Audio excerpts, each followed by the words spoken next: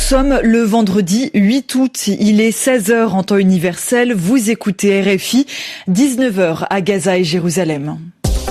Le journal en français facile. Diane Berger. Le gouvernement Netanyahou veut prendre le contrôle de la ville de Gaza, la capitale en quelque sorte de l'enclave palestinienne ravagée par 22 mois de bombardements israéliens. Elle va servir ensuite de base arrière pour l'armée israélienne pour la suite des opérations, une perspective qui inquiète une partie de la communauté internationale. Les agriculteurs français ne vont pas pouvoir réutiliser de l'acétamipride. Le Conseil constitutionnel bloque le retour de ce pesticide controversé, mais il reste autorisé dans le reste de l'Europe. Et puis avec le réchauffement climatique, les températures sont de plus en plus élevées. Exemple à Hanoï, au Vietnam, à la fin de ce journal. Israël l'a annoncé tôt ce vendredi matin. Le cabinet de sécurité israélien valide le plan du Premier ministre Benjamin Netanyahou pour vaincre le Hamas et prendre le contrôle de la ville de Gaza. La ville de Gaza qui va servir ensuite à l'armée israélienne pour se déployer totalement dans le reste du territoire palestinien.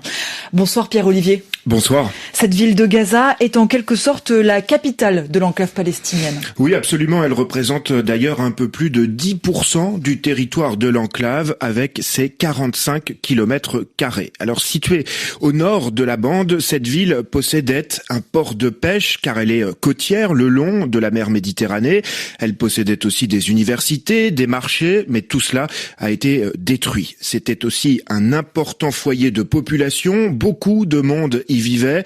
Lors du dernier recensement, le comptage de la population en 2023, il y avait près de 750 000 personnes qui y résidaient, mais 90% auraient été contraintes de quitter leur domicile pour fuir les bombardements. Avant cet exode, c'est-à-dire ce départ massif de la population, eh bien la ville de Gaza était l'une des plus densément peuplées au monde, avec plus de 16 000 habitants au km².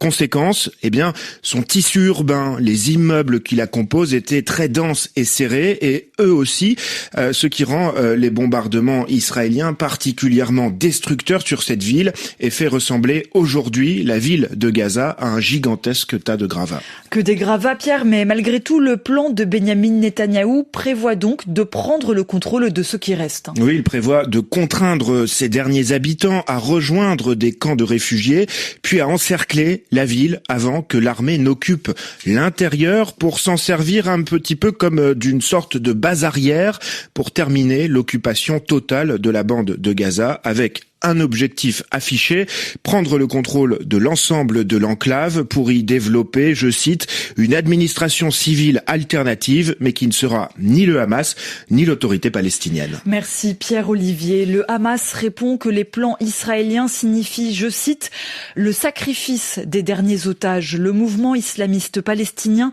retient toujours 49 personnes capturées lors de l'attaque du 7 octobre 2023. Selon l'armée israélienne, plus de la moitié d'entre elles sont mortes aujourd'hui. Voilà pour la réaction du Hamas, mais les projets israéliens inquiètent aussi une large partie de la communauté internationale.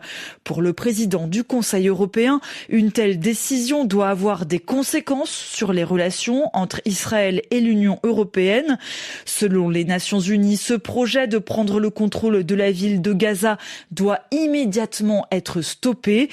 C'est une erreur, ajoute le Premier ministre britannique Keir Starmer. La Chine ajoute aussi que Gaza appartient au peuple palestinien. L'Arabie saoudite accuse quant à elle Israël de, je cite, nettoyage ethnique. Et le chancelier allemand Friedrich Merz suspend les exportations d'armes vers Israël. Berlin est pourtant un allié de longue date de l'État hébreu et c'est la première fois que l'Allemagne prend ce genre de sanctions contre le pays. C'est un moment historique pour l'Arménie et l'Azerbaïdjan. À 20h15, temps universel, dans quelques heures, donc dans 4 heures plus précisément, les dirigeants des 2 pays du Caucase vont se retrouver à Washington pour signer un accord de paix obtenu sous l'influence des États-Unis. Selon Donald Trump, le président américain, c'est la fin du conflit qui les oppose depuis des années. Sur des questions de territoire, l'Arménie et l'Azerbaïdjan se disputaient concernant le tracé de la frontière. Les droits de douane aux États-Unis sont arrivés au niveau des années 1910. C'est le résultat d'un calcul fait par l'OMC, l'Organisation mondiale du commerce, et du Fonds monétaire international, le FMI. Selon leurs estimations, les taxes appliquées aux produits qui arrivent désormais sur le sol américain sont en moyenne de 20,1%, un niveau inédit, jamais vu donc depuis plus d'un siècle. Le journal en français facile. Nous vous en parlions dans le journal en français facile d'hier. Le Conseil constitutionnel français s'est prononcé sur la loi Duplon. La juridiction censure la mesure la plus contestée du texte, c'est-à-dire qu'elle la supprime. Il s'agissait de la réintroduction de l'acétamipride, un pesticide interdit en France depuis 2018, dangereux pour les insectes et la biodiversité en général. C'est donc une victoire pour les défenseurs de la nature. En revanche, beaucoup d'agriculteurs sont déçus, notamment ceux qui produisent des betteraves. Ils soulignent que ce pesticide est toujours utilisé dans le reste de l'Europe et pour eux, c'est donc de la concurrence déloyale. Les autres sont trop favorisés. Écoutez ce que leur répond l'eurodéputé écologiste français David Cormand. Oui, c'est vrai, l'acétamipride est un produit qui, en principe, est interdit dans l'Union européenne. Il sera complètement interdit en 2033, mais d'ici là, il y a des possibilités de dérogation. C'est ces possibilités de dérogation qu'ont fait jouer les autres pays européens que souhaite faire jouer la France. Or, il y a une solution qui est très simple pour qu'il n'y ait pas de concurrence déloyale, c'est que l'ensemble des pays européens et l'ensemble des acteurs économiques, notamment les agriculteurs, exigent un alignement vers le haut de la réglementation européenne. Et puis, il faut aussi que les traités de libre-échange internationaux, comme celui du Mercosur, qui est actuellement en voie de validation si le Parlement européen accepte de le valider, empêchent le fait de faire venir dans l'Union européenne des produits alimentaires, des produits agricoles, produits avec des molécules problématiques. L'eurodéputé écologiste français David Cormand qui veut désormais que l'acétamipride, ce dangereux pesticide, soit interdit dans le reste de l'Europe et que l'interdiction soit appliquée. Il était l'invité de Clotilde Dumais sur RFI à la mi-journée. Laurent Duplon, le député de droite qui a donné son nom à la loi controversée, se dit prêt, lui, à présenter un nouveau texte pour retenter d'autoriser ce produit.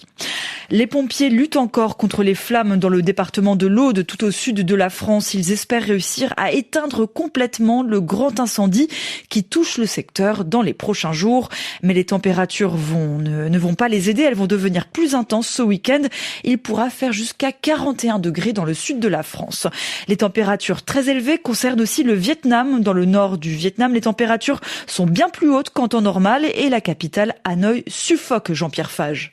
À Hanoï, on transpire, on recherche l'ombre et on redoute le soleil. Cette semaine, le nord du Vietnam fait face à des températures records pour un mois d'août. Dimanche et lundi, le thermomètre a dépassé les 40,3 degrés du jamais vu à cette période de l'année. Dans les grandes artères de la ville, la chaleur ressentie grimpe de 2 à 5 degrés supplémentaires. Les milliers de scooters et autres véhicules n'arrangeant rien, contribuant à maintenir une atmosphère étouffante. Dans la capitale, la population s'adapte comme elle peut. Cette étudiante souffre de maux de tête à répétition. Elle est contrainte de rester chez elle, climatisation allumée pour continuer à étudier. Avec une telle chaleur, que ce soit à la maison ou au travail, nous devons allumer la climatisation en continu. En plus, nous limitons nos sorties, surtout à midi et en début d'après-midi. Si nous devons sortir, alors c'est impératif. Crème solaire, vêtements anti-UV, chapeau et masque. Le nord du pays avait déjà connu 3 vagues de chaleur en juillet, avec des températures supérieures de 0,5 à 1,5 degrés aux normes saisonnières. La température a commencé à redescendre en milieu de semaine et devrait continuer de diminuer, accompagnée de forts orages dans les zones montagneuses. Jean-Pierre Fage, Hanoï, RFI. Il est maintenant quasiment 16h10 en temps universel, 18h10 ici à Paris. C'est la fin de ce journal en français facile, mais vous pouvez le réécouter et retrouver son script sur le site dédié françaisfacile.rfi.fr.